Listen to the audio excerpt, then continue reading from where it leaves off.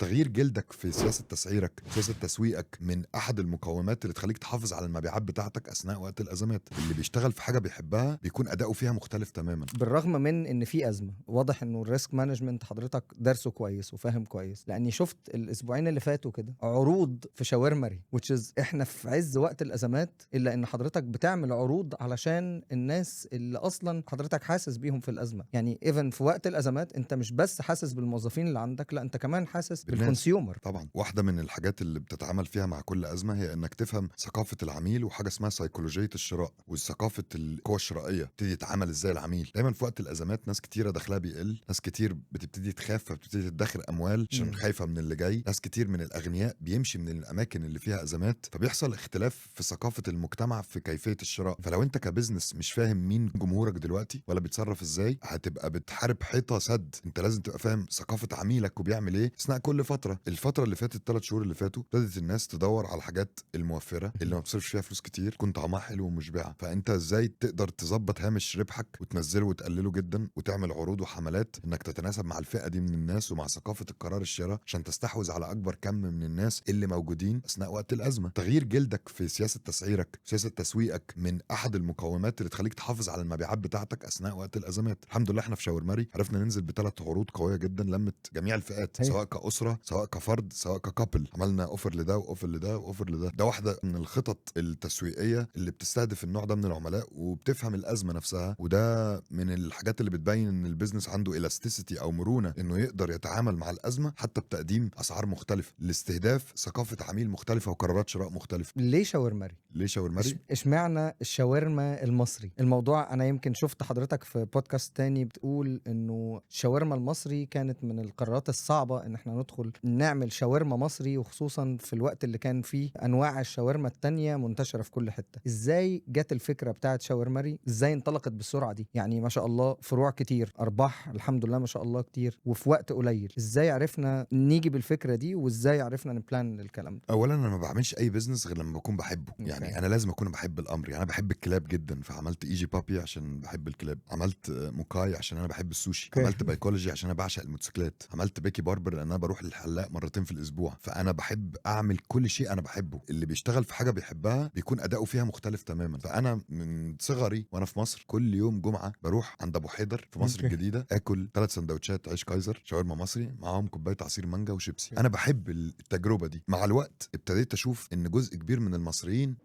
نفسهم ما يعرفوش ان عندهم شاورما مصري صحيح. بسبب الاجيال الجديده اللي طلعت اللي ما زارتش المناطق بتاعت مصر الجديده واكتوبر والحتت دي اللي فيها الناس بتاعت الشاورما المصري بطريقتنا. حسيت ان ده شيء بيندثر وبنفقده مع انه هو ليه قيمه كبيره وطعم حلو. وابتدت مع دخول السوريين في مصر ابتدت الشاورما يبقى مفهومها بالنسبه للناس هي إنها الشاورما الشاورما السوري السوري. فقط لا غير. شاورما حلوه جدا، هم يعتبروا من الناس اللي اسست الشاورما في الاول هم والاتراك، ولكن كل دوله ليها ثقافتها في الشاورما. من ضمنها حتى روسيا، حتى فلسطين، حتى كل مكان عنده الشاورما الخاصه بيه، والاردن وحتت كتيره جدا. فليه الشاورما المصري مهدور حقها؟ ليه المطبخ المصري اصلا مهدور حقه؟ لو انت شفت كده هتلاقي ناصر البرنس وكبده مش عارف ايه، الناس اللي عامله الكونسبتس دي هم شيفات. فللاسف ما عرفوش ياخدوا البيزنس لمرحله انه يبقى بيزنس بمعنى الكلمه. فلذلك المطبخ المصري مهدور حقه في دول العالم، ملوش وجود، لانه لا يوجد رجال اعمال ورواد اعمال دخلوا في القطاع ده وعملوا توليفه تخلي المطبخ المصري في طريقه QSR اللي هو كويك سيرفيس ريستورانت، او مطابخ او مطاعم سريعه زي ماكدونالدز وكنتاكي وكل دول بمطبخ مصري لم يخلق. وعمل في مصر الكونسبت ده اللي هو مؤمن، سمايليز، كوك دور، حققوا نجاح باهر وللاسف الشديد لم يستطيعوا الاستمرار. وبون ابيتي، براندات كتيره. انا بالنسبه لي كنت فخور وفي قمه السعاده ان الناس دي عملت براندز مصريه ولكن لم تكتمل ولم تستمر.